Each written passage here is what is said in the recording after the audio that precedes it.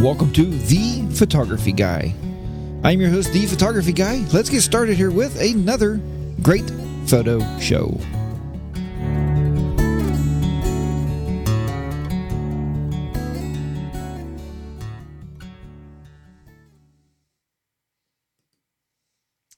Hey, yes, welcome back, everybody, once again to The Photography Guy.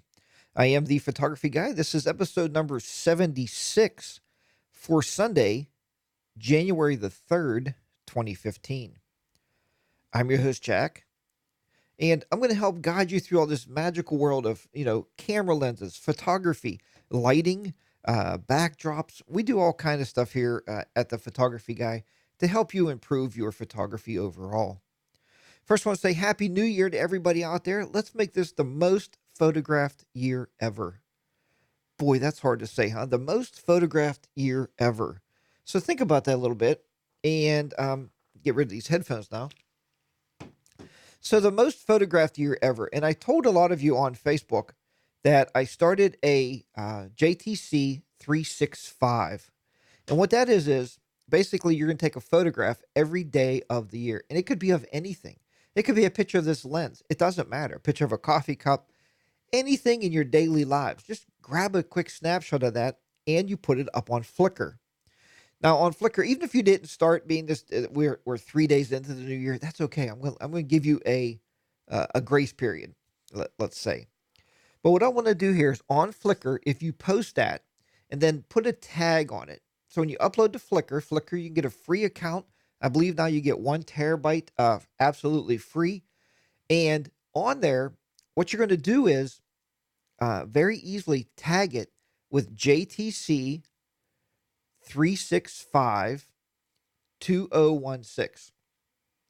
And we're just going to do that. So maybe each year we can try this. I've tried this for several years running, and it's pretty hard to do. With the benefit of having the smartphones nowadays, it's a lot easier because you can put the Flickr app on either your iOS device or your Android phone, and you can upload those very, very easily. Using your phone, you can put the tags in. I did it last night. We were out to dinner. I was able to take a picture of the sign and upload that. So it's just a really nice way to get more involved and get that stuff out there. So once again, put it on Flickr, and I'm going to check those. I'm going to run the tags. And maybe each week, each Sunday, we can maybe have a look and see what you folks are doing out there. Once again, it's JTC 365 2016. So if you tag it with that, that's what I'll be looking for in Flickr to see how everybody's doing out there. So thanks for joining me here this Sunday morning to learn more about your camera and making great photographs. That's what this is all about. Please check out the website at thephotographyguide.net where you can comment on these shows. I worked on this site last night for a little while. We was having a little trouble with it, and I don't know what was going on. It seems that there's a program that I use on there called Google Analytics.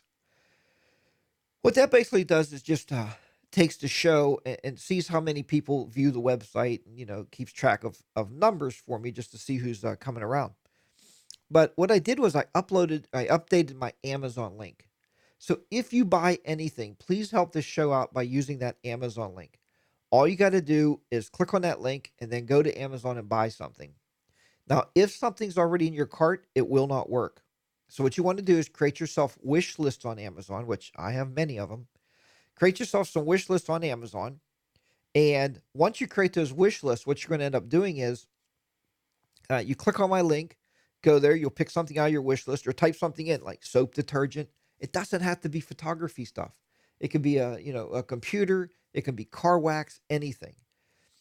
Your price stays absolutely the same, but a little proceeds come back to the show to help us buy new gear. And I really need some help because I want to change this particular camera we're using this morning to a full HD camcorder. And I got to get the parts to hook it into the computer. It's going to cost me a little bit of money, so I need your help there. So check that out. If you're listening to the audio podcast, today is one of those days where you're probably going to want to go check out the YouTube video. You can find the YouTube videos at 42Technoman, the number 4, the number 2, Technoman. Or if you go to thephotographyguide.net, I do have a link on there for the YouTube videos. Click on that and go watch the video. It's very important today, especially. Please visit my learning site. If you want to learn Photoshop Elements 12, 13, and now 14, 12, 13, and 14, go to jtclearning.com. Once again, that's jtclearning.com. I'm just checking. Last week we had some trouble with one of our cameras locking up here, so I'm just checking from time to time on the cameras here on the computer that's streaming the show to you. So you're going to find hours of Photoshop Elements training, and if you're into Elements, check those courses out. Right now, there's a special deal on Photoshop Elements 14 because I'm currently building the course.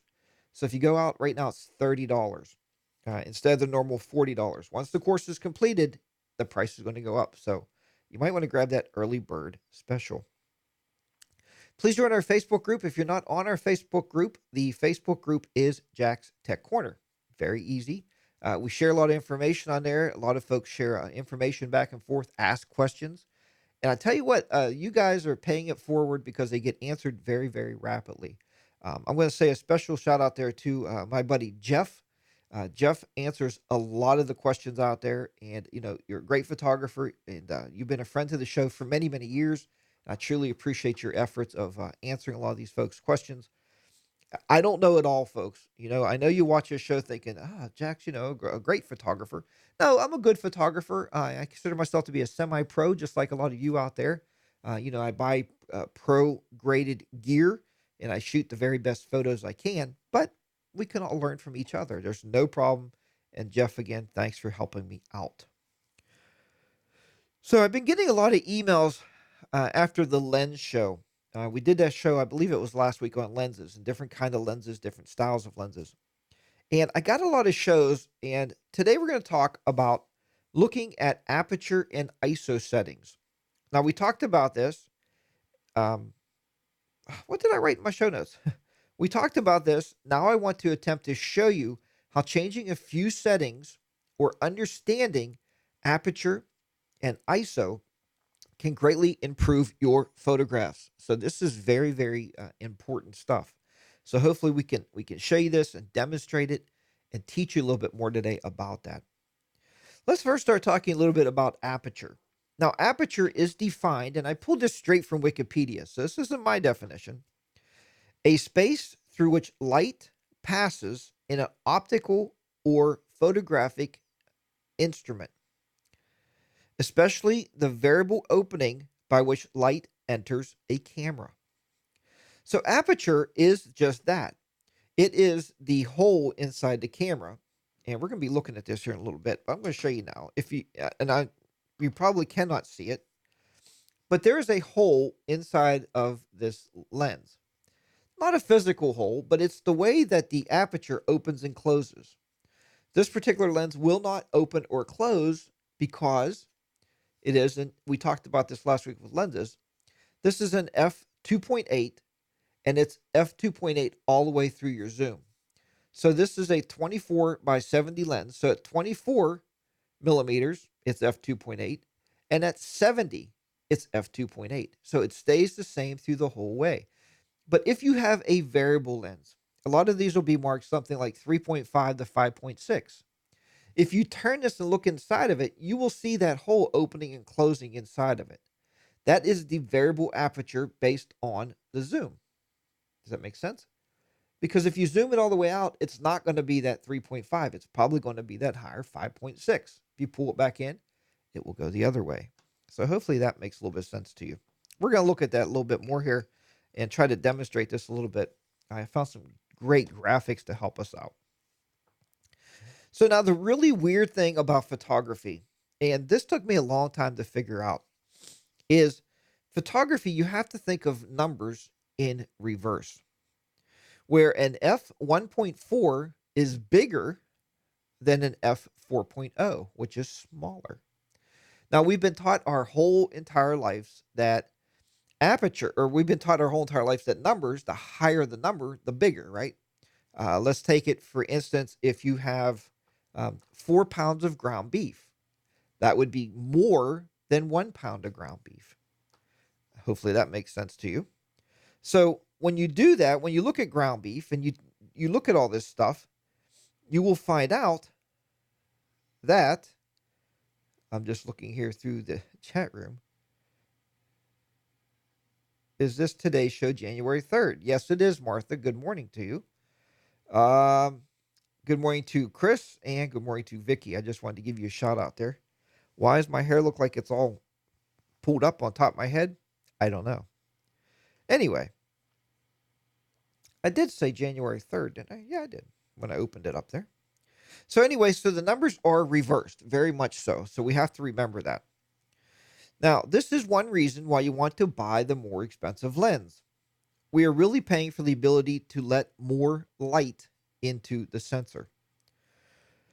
We know this because an f2.8 has a wider open aperture and it allows more light into the sensor than what a an aperture of 5.6 or 8 would be closing it down. Now, the weird thing when you look at this, and this is one thing that always has baffled me, is the shallow depth of field. And I guess it's kind of weird because if you have a wide open aperture, you would think that everything would be in focus, but that's reversed. You have less in focus. And if you have a closed down aperture, 5.6, something smaller, you're getting more focal length. You're getting more in focus. So all these things always play into photography, and you don't want to get them all mixed up and confused. I had somebody write me last week and said, Jack, your show was wonderful. It was last week or week before. The show was really wonderful. And I'm trying to think of this pretty much word for word. But all those settings really, really confuse me. And I just tend to shoot on automatic white balance and just set my camera on automatic and I just go out and shoot pictures. That's okay when you're first starting out to get the feel for your camera. But if you have a DSLR or even if you have a point and shoot camera, understanding some of this information will help you, especially ISO. ISO is going to help you greatly because ISO and aperture is what's allowing the ability of letting light get into that sensor and how much light. So we're controlling that light and how much light is getting into the overall sensor. So we're going to, first of all, as I said, that's why you buy the more expensive lens. So let me change over a couple things here. And we're going to do this. And we're going to go here. Okay. So in this graphic, I was able to pull up a nice picture here and find it for you, courtesy of Google. Thank you very much, Google, for this image. I didn't draw this by any means. But if we look at an f1.4, you'll notice that's what I call wide open aperture. It's open. There's a lot of light being able to pass through that opening. And what I said before is you get that shallow depth of field with that. So this is a 2.8. This is my 24 by 70. This is one of my wedding lenses. I'm sure a lot of the photographers out there, professionals, will tell you, or semi-pros, as I call myself, um, that a 24 by 70 is kind of the go-to lens when you're shooting weddings, birthday parties. Um, I use it all the time. Some people use a prime lens, like a 35 millimeter lens. And what a prime lens is there's no focal zoom. So it doesn't turn. We looked at that with my lens series. We looked at the 50 millimeter lens. The 50 millimeter lens is one you can buy in a 1.4. You can buy an f1.4 50 millimeter fixed lens, a 35 millimeter fixed lens. In other words, it doesn't zoom. And my particular um, 50 millimeter lens is a 1.8, an f1.8, which still has a really nice opening. You can see here compared to the. I'm going to try to get my mouse to work in here with this. Yeah, I can see. Yeah, I can see my mouse on the screen. Okay, so this is the 1.4 is on the left of your photograph. Now look, if you go two over, you'll see this lens, this 2.8. And we can see how it's a little bit more closed down. It would be really hard. I don't even know if you can find them. And if you can, let me know. But if you can find like a 24 by 70 or 70 by 200 f1.8, maybe you can. I think it would be very expensive. I can tell you that an f1.4 fixed focal length costs you more than an f1.8. So, I mean, I don't really know. I don't see a whole lot of difference between 1.4 and 1.8. It's just my preference. And with the Nikon lens I purchased was about 100 and I don't know, maybe $100, $120 for that f1.8 fixed 50 millimeter, and the 1.4 was maybe somewhere in the area of $400. It was a lot more. So I chose the 1.8, obviously. So then we have the f2, which you can see is a little bit down, a little bit drilled down, a little bit closed down. F2.8, f4. Okay, there's your f4 lens. It's closing down, but again, it closes down, but it has a wider area of focus. That's interesting. So it closes down, but it has a wider area of focus. Then you got an f5.6. Again, it's closing down. So, folks, as it's closing down, we're losing the ability of light to travel through that lens, right? That's the definition of aperture. F8, again, it's closing down even more. F11, and then F16, and it goes up from there. Usually up to at least F22. Sometimes I've seen F24, where it closes it down even more. So you may ask yourself, well, okay, Jack, so why would it make any sense at all to have a lens of an f22? Why would we want to set our aperture to f22? The reason I use a lot of the control with the f-stop is to control the amount of light. Let's say you're outside, you're going to take a photograph, and you're taking a photograph, and you do the chimping. We've heard of chimping, right? That's where you take and I hate to see people do this. Click, click, click. We never did that with film. We just shot the photos. We never looked back.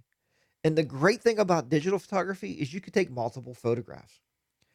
But I do like it when we're trying to zero in on our focus, making sure something is focused that we want focused in our picture, making sure also that the it's bright enough, it's exposed properly, and the color balance, the white balance looks correct.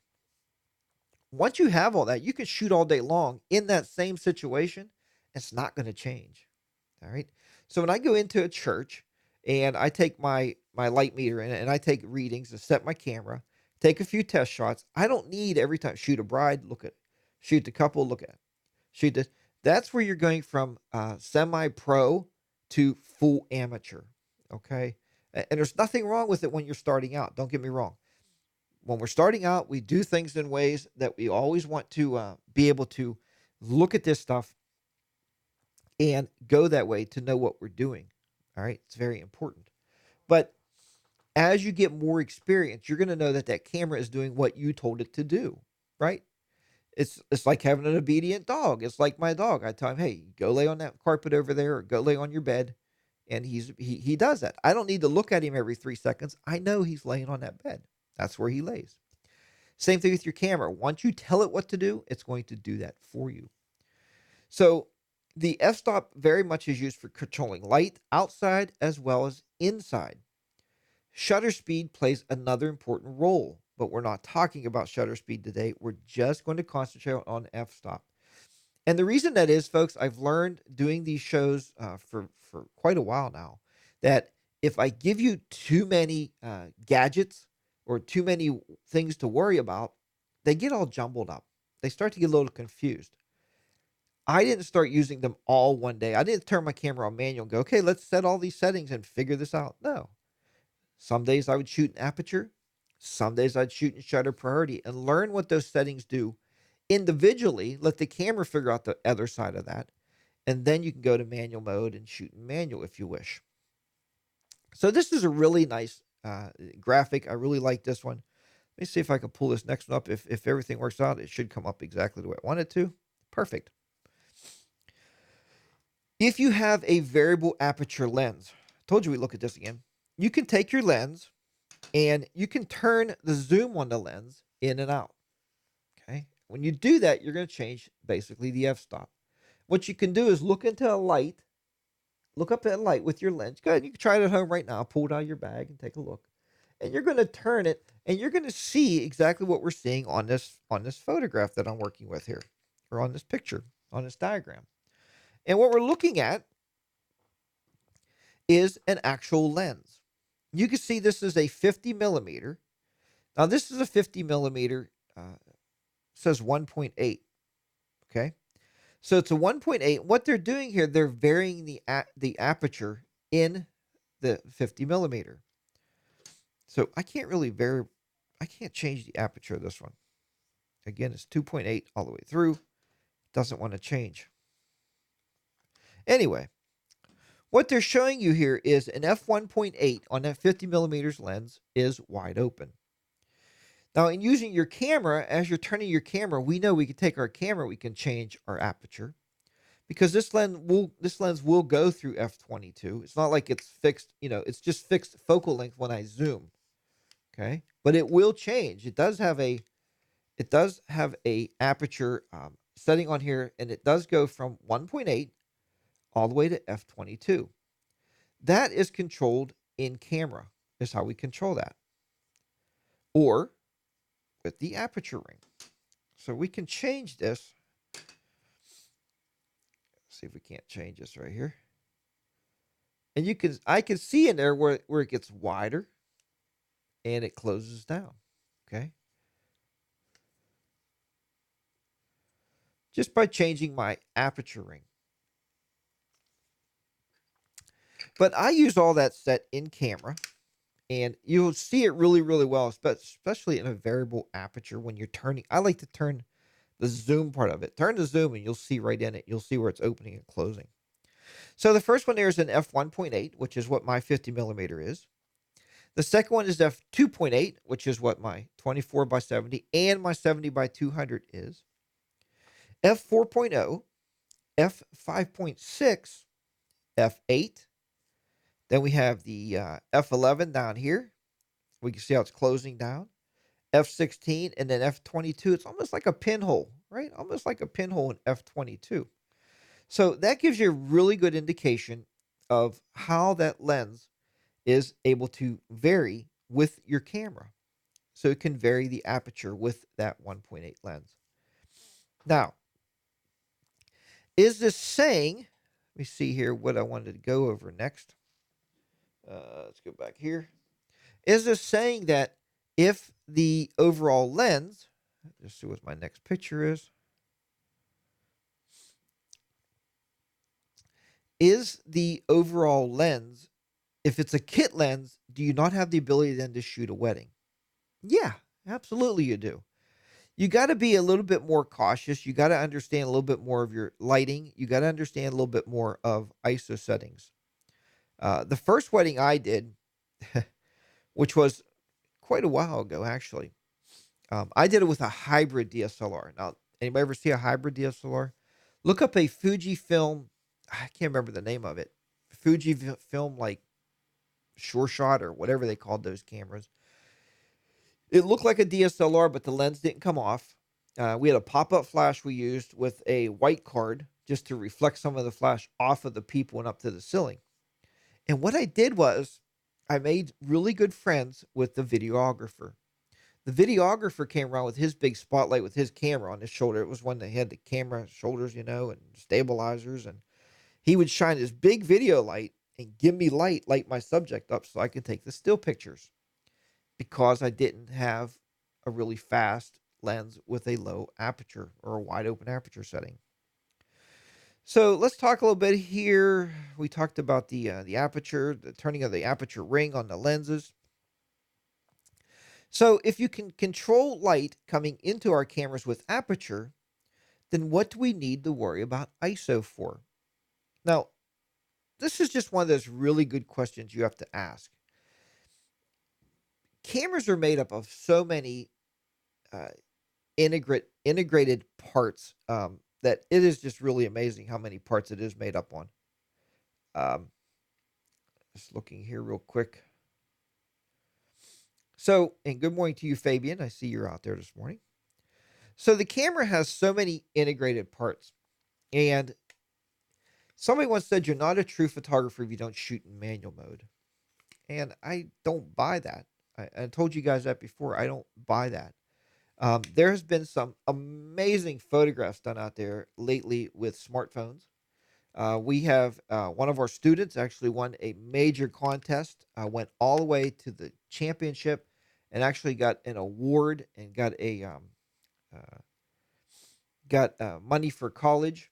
So she was awarded money for college to go on to her later on. She's not that old yet, but She actually seen something and pulled out her iPhone and took a picture of it, and that photograph went all the way out. So was she in manual mode? No. You have to have an eye for photography. But with a camera, there's so many different thoughts, and you don't have to get those all jumbled up in your head. Years ago, when I started photography, the first thing I wanted to do was, and that was film. So it took a lot more out of you to shoot with film than it does with digital nowadays.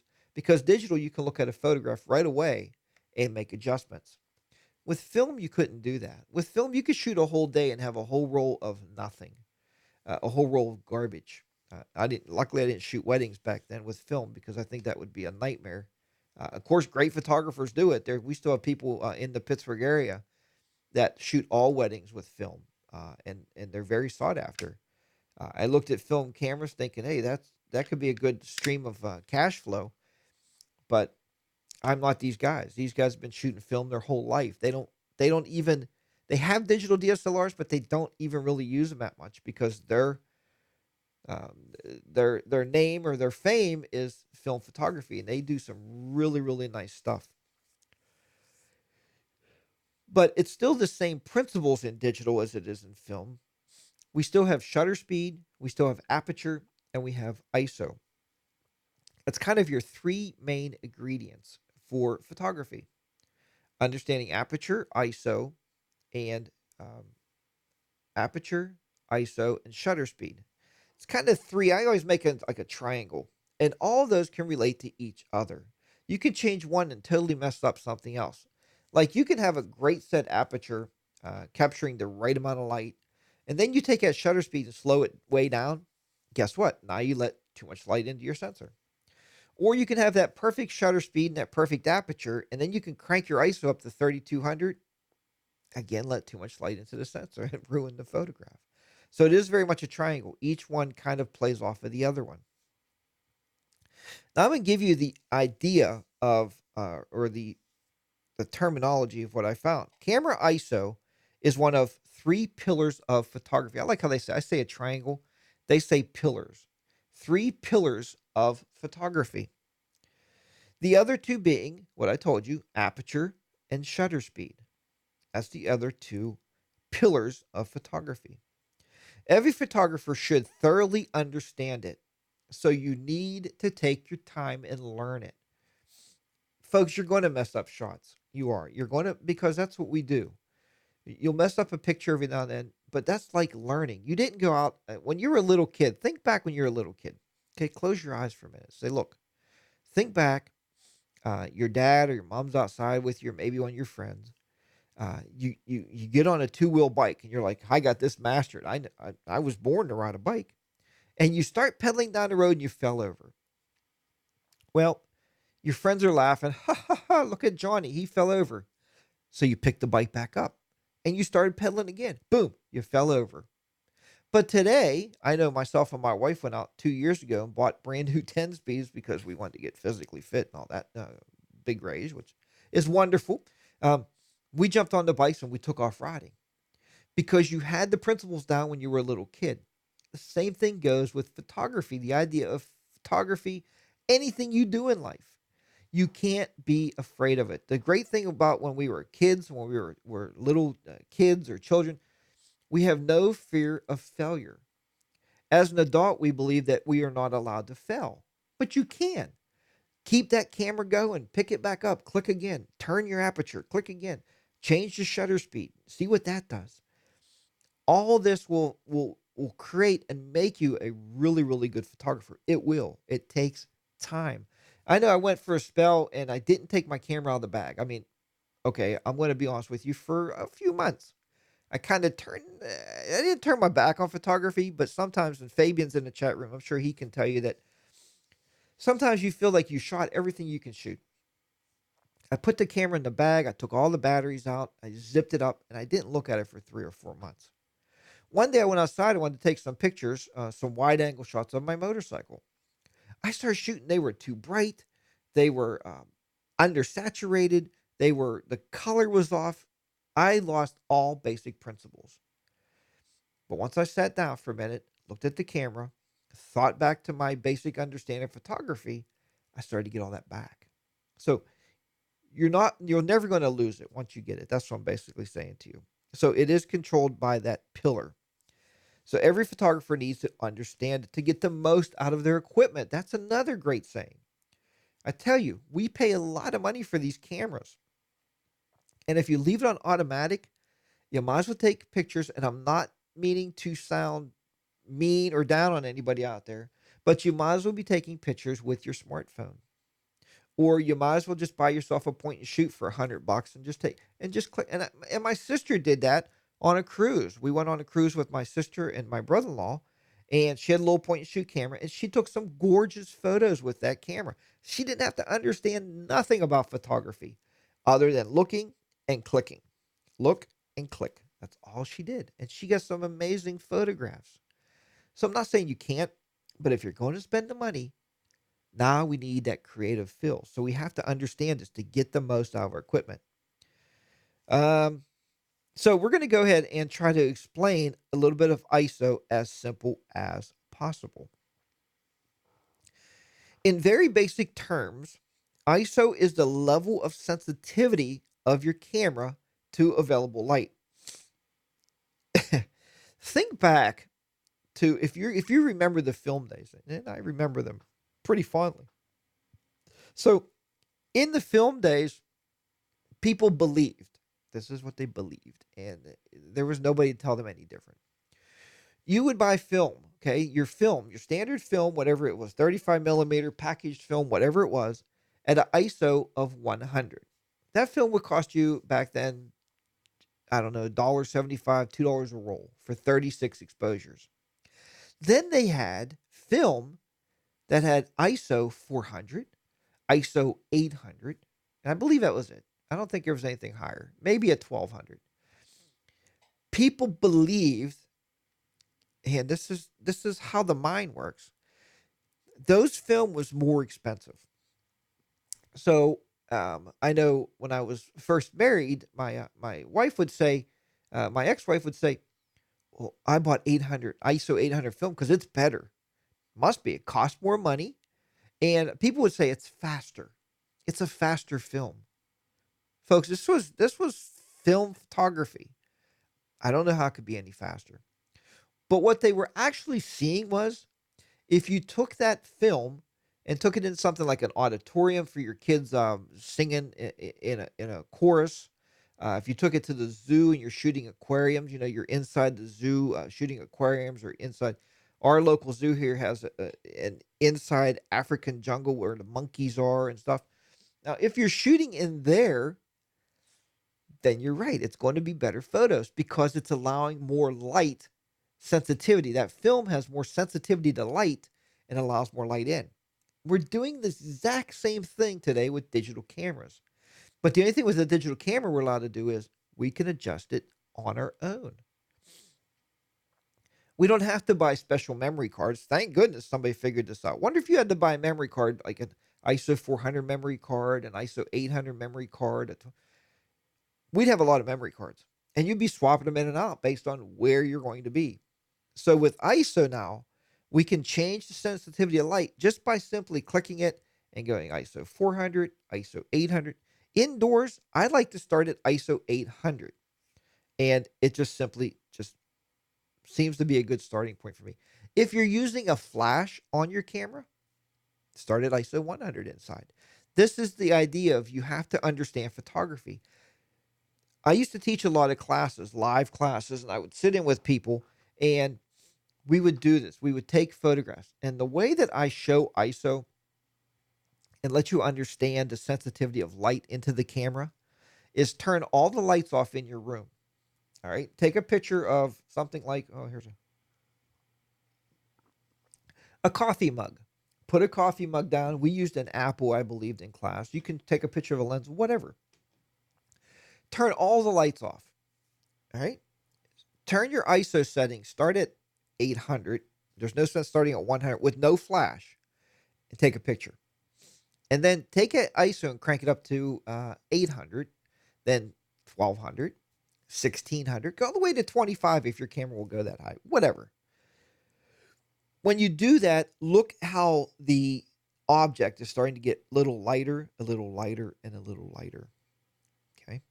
Now, when you have that highest setting on your camera, let's say it's ISO 2500, 1200, whatever your highest setting is, click your pop up flash and take a picture at that setting and look at that camera.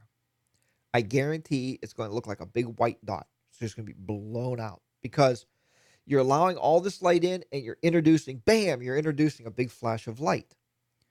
This is going to start getting your mind to understand what ISO is and how it works in reference to where you may be. Another person told me when outside did some photographs and it was starting to get a little dusk, I guess, not darker, it was dusk. And they said, Jack, we're outside, so we turn our cameras on ISO 100, right? No. ISO 100 is a good starting point. It's actually probably the preferred point for a bright sunny day because you have all the light you're going to need available. Set your camera on ISO 100. But when you walk out and it's dusk, there starts to be less light. So you can start at 100 and see what you get, but then bump it up to 4, maybe 8, and see what you're going. So you get the understanding of ISO, and you're understanding that triangle I'm telling you about: aperture, ISO, and shutter. It all works together. It's all relevant. So that's the sensitivity. The component within your camera that can change sensitivity is called the image sensor, or simply sensor. It is the most important and most expensive part of the camera, and it is responsible for gathering light and transforming information into the image. With increased sensitivity, your camera sensor can capture images in low light environments without having the use of flash. But higher sensitivity comes at an expense. It adds grain or noise to your pictures. All right, let me try to get this photograph up here. Okay, switch over back to my other camera. And I did a lesson a while back where we actually did some live shooting in studio here, and I showed you the graininess. We tried to make as much grain as possible. This is a little bit over exaggerated, but this is an ISO of 80. So some cameras will go down to 50, 80, 100. Most cameras today start at 100. So whatever your camera will do. In the instance you have 50 or 80 ISO, I would suggest that you take, and what you'll do when you go outside on that bright sunny day, start at 50 or 80, and take a couple shots and see what you think. If not, if you have 100, basically start at the lowest ISO setting you have when you're outside on a bright sunny day. You can see here at 125, 160 ISO, 200, 250, and you see these dots in here, these specks. These are not pictures of somebody shooting a colored card or something.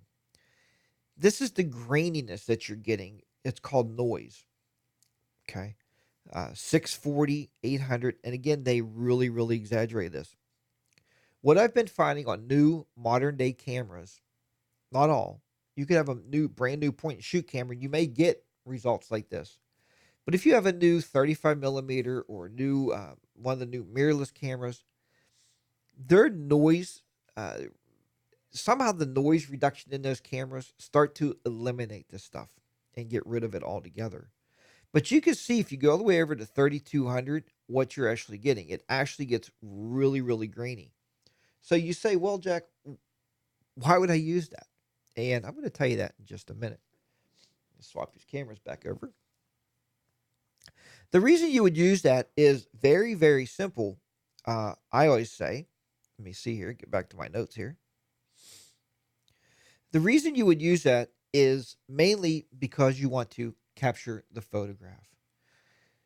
There's going to be times you're going to be in certain places, and there's going to be a time or a photograph you want to capture. And you're like, oh wait, no, oh I can't shoot this. It's too dark. Uh, you know, uh, my camera will look grainy. It's going to be a horrible picture. Capture the photograph. You can fix it later. There's great abilities in the software that we're using today. Either Lightroom. I've used Lightroom to remove noise. I think I did a video on that a while back on my YouTube channel. I've used oh my goodness, Elements to to remove noise. To remove noise, I've used Elements to remove noise.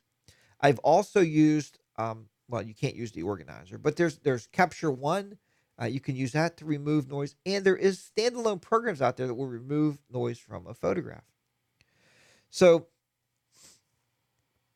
what you're going to see there is, and what my rule always has been, is to get the shot, take the picture. I once talked to a wedding photographer, and he said, "Well, I missed the first kiss." I said, "How in the world?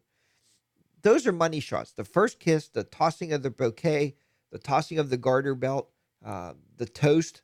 Those are your money shots. People are going to buy those pictures from you. How did you miss the first kiss?" And the photographer, it was a new wedding photographer. He was just starting out. He said, "Well, Jack," he goes, "my my camera doesn't do well at high ISOs, and I didn't want the flash to pop in their eyes when they were turned." And I was like, "Are you out of your mind?" And you know, doing a wedding, and uh, people out there can attest to this. When you do weddings, we don't tend to use flash. The only time I start using flash at a wedding is on the dance floor at night when they start knocking all the lights down, and they start the colored lights flashing on the people. And I will use control flash there, or bounce flash, or flash on a stick, or remote flash. Or but when I'm shooting in a church, and when I'm shooting people walking into the ceremony, like the bride and stuff walking in, I don't use flash. I control my camera totally with ISO, aperture, and shutter speed, to get those lighting adjustments. And that's where the light meter comes in really handy, because you can walk around the church prior to the wedding and take readings and actually have those written down the cue card. And you can just switch your camera and just get your shots wherever you're at. And you'll get really, really good lighting when you do that. So that's something to think about. Now, one rule of thumb I use is, this is going to be a rule of thumb to tell you how much, if you have enough light coming into the camera. And somebody wrote me an email not too long ago about having camera shake. This is kind of where your camera shake comes in at. So what it was, you click the shutter, and this is probably happened to you, right? You take a picture, click, and all of a sudden you hear click. The shutter seems to stay open a long time. Folks, the camera is not confused. The camera is trying to look for the most available amount of light, and it's staying open a long time trying to capture more light in there. The shutter speed actually slowed down to capture more light into your sensor. So if this happens, like I said, the camera's trying to capture more light. Raise the ISO up. So go up a setting or two and take another shot. This is one of those reasons, but not the only reason, to get more of a wide open aperture lens to allow that light in and to work for you. That's why you're going to pay the money for that. Well, folks, I hope today's show gave you some insight into shooting, some basic understanding, and I hope you got from this show. The biggest thing is, honestly, if you think about it, just don't ever, ever miss a shot. That's exactly what I'm telling you. We can always fix things with editors. I've taught you that over the years. You can watch numerous of my videos. There's numerous people out there that will teach you how you can actually go about making great photographs, and taking all that in. So don't miss the shot. That's the biggest thing I can tell you. So I hope that's going to help you a little bit. Remember those basic rules. It will always improve your photography. Not maybe, it will always improve it if you understand that. Understand the triangle rule, my triangle rule, or the pillars. I like the pillars, but the triangle rule is every change on your camera, every setting affects the other setting. Shutter, aperture, ISO. That's the three big ones. If you get those down, you're going to have it down also.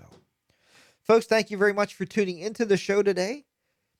Don't forget, if you're downloading this from iTunes, please subscribe and check out my YouTube videos at 42 Technoman. If you want to learn everything about Photoshop elements that you need to know to make you a great editor, check out jtclearning.com. jtclearning.com, folks. You know, I spent a ton of money on courses and classes over the years on photography. And if I learned two things from $40 that you're going to spend, that's two things that you're always going to have for 40 bucks. Can't beat that. What do they say in some commercials? It's less than a cup of coffee every day. I don't know if that's true. But yeah, $40.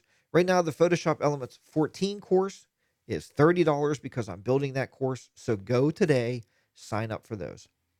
Don't forget, that is at jtclearning.com. Once again, it's jtclearning.com. And please don't forget to go over to thephotographyguy.net when you buy anything from Amazon, because that's going to help huge. That's a huge, and I know everybody shops at Amazon. Come on, how many of us don't shop at Amazon to buy anything? Use that link. I want to thank today's sponsors, as always, Green Screen Wizard. If you want to buy Green Screen Wizard, if you go to thephotographyguy.net, there's a link. Click on that link and make the purchase. That also helps the show. And Smug Mug. If you think, or if you know, or if you're semi-pro like I am, and you want to make money from your photographs, put them on Smug Mug, set your custom prices, and you will make money back immediately. Folks, thank you so much. Hope you enjoyed today's show. I will talk to you next Sunday. And somebody put in the chat room, I don't know when they put that in there. Is this show the same time every week? As much as I possibly can, unless I don't have one. Yes, 11 a.m. every Sunday morning, right here, same bat time, same bat channel on The Photography Guy. Take care, everybody. I'll talk to you next week. Have a great work week. Get out there and get those cameras clicking and your editor's editing. And I'll see you back here then. Bye-bye for now.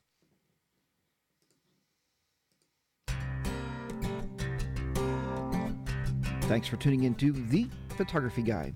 I am a photography guy, and I'll be here once again next time for more photography tips and tricks. If you're not subscribed, please subscribe to the show and enjoy the music.